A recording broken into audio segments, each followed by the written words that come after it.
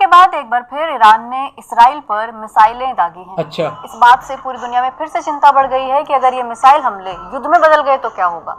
Israel की सेना ने बताया है कि ईरान ने लगभग 180 मिसाइलें दागी हैं। 180 ये मिसाइल। वाला हमला अप्रैल से थोड़ा बड़ा है क्योंकि तब ईरान ने 110 बैलिस्टिक मिसाइल और 30 क्रूज मिसाइलें दागी थी। ईरान कह रहा है कि 90% मिसाइलों ने अपने टारगेट को हिट किया है। उसका दावा है कि इस बार हाइपरसोनिक मिसाइल भी इस्तेमाल की गई हैं। इसराइल कह रहा है कि उनके हवाई डिफेंस सिस्टम ने ज्यादातर मिसाइलों को रोक दिया। अच्छा। और इसराइल में जो बीबीसी के पत्रकार हैं वे कह रहे हैं कि कुछ मिलिट्री बेस पर मिसाइल हिट हुई हैं, कुछ रेस्टोरेंट और स्कूलों पर भी हिट हुआ है। अब ये भी सवाल सबके मन में आ रहा होगा कि भला दोनों देशों में कौन ज्यादा ताकतवर सही है, बात है। और अगर युद्ध हुआ तो कौन भारी पड़ेगा, कौन ताकतवर है। आज स्पॉटलाइट इसी पर। ध्यान से देखिए दोस्तों, दोनों देशों में कौन ताकतवर है।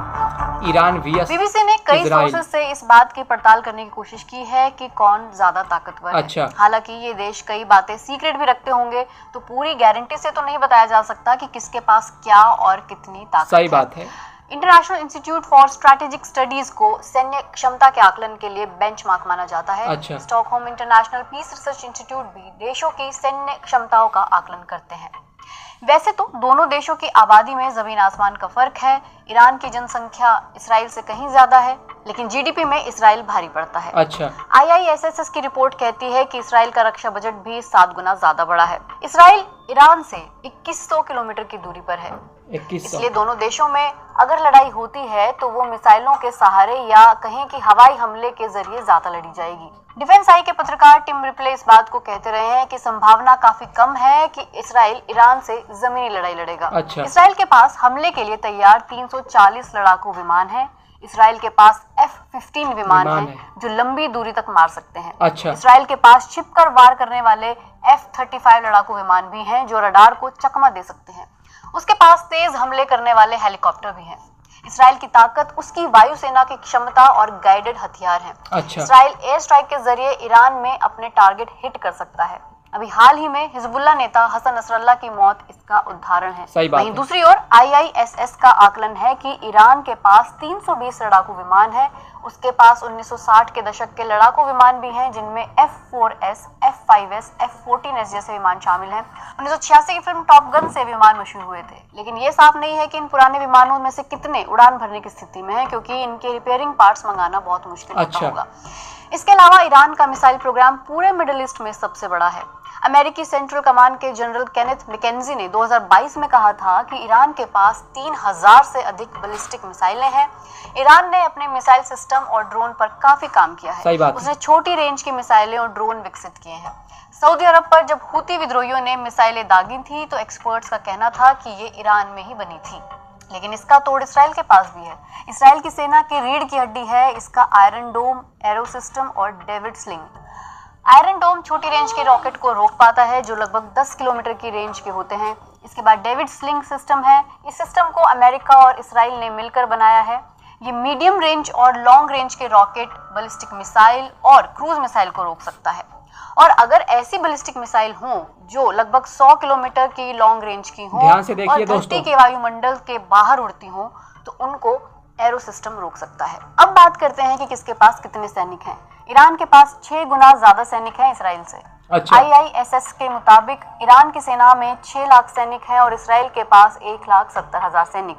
अब अकेले अपने दम पर तो कोई देश नहीं लड़ पाता है। जान लेते हैं कि सपोर्ट किसके पास किसका है। कोई नहीं लड़ पाएगा। ईरान के पास एक एक्सेस ऑफ रेजिस्टेंस है, यानी उसे आसपास के देशों में कई आर्म्ड ग्रुप्स का समर्थन हासिल है। जैसे लेबनान में हिजबुल्लाह ग्रुप है, यमन में हुती ग्रुप है, बहरीन में अल अश्तर ब्रिगेड है।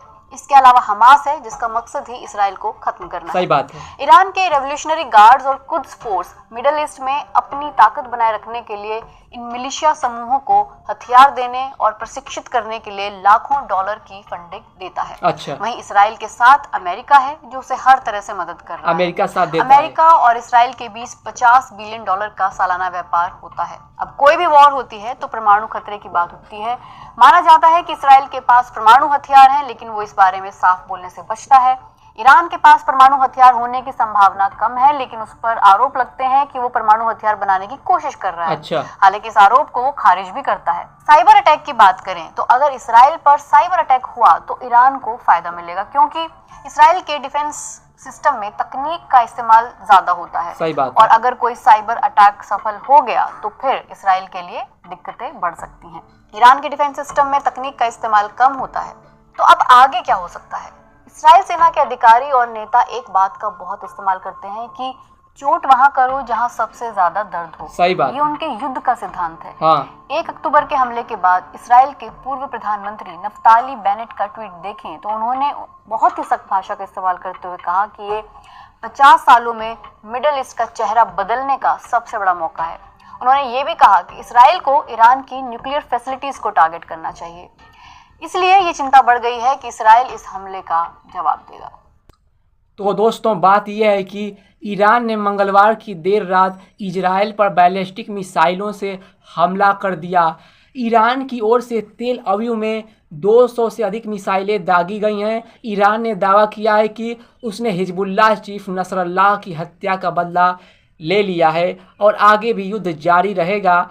ऐसे में आइए जान लेते हैं कि दोनों देशों में कौन कितना ताकतवर है, किसकी सेना मजबूत है और किसके पास कितने हथियार हैं। ईरान की सेना में कुल सैनिकों की संख्या 10,15,000 है। वहीं इजरायली सेना में कुल सैनिकों की संख्या 6,46,000 है। इजरायली वायुसेना में कुल कर्मियों की संख्या 89,000 है। वहीं ईरानी वायुसेना में कुल कर्मियों की संख्या 45,000 है। इजरायली वायुसेना में कुल विमानों की संख्या 601 है। वहीं ईरानी वायुसेना में कुल विमानों की संख्या 541 है। तो दोस्तों, इस बात से आप अंदाज़ा लगा सकते हैं कि ईरान और इजराइल में कौन ताकतवर है। तो दोस्तों, फ़िलहाल इस वीडियो में बस इतना ही। हम इस वीडियो को यहीं समाप्त करते हैं। हम फिर मिलेंगे आपसे एक नए वीडियो और एक नए न्यूज़ के साथ।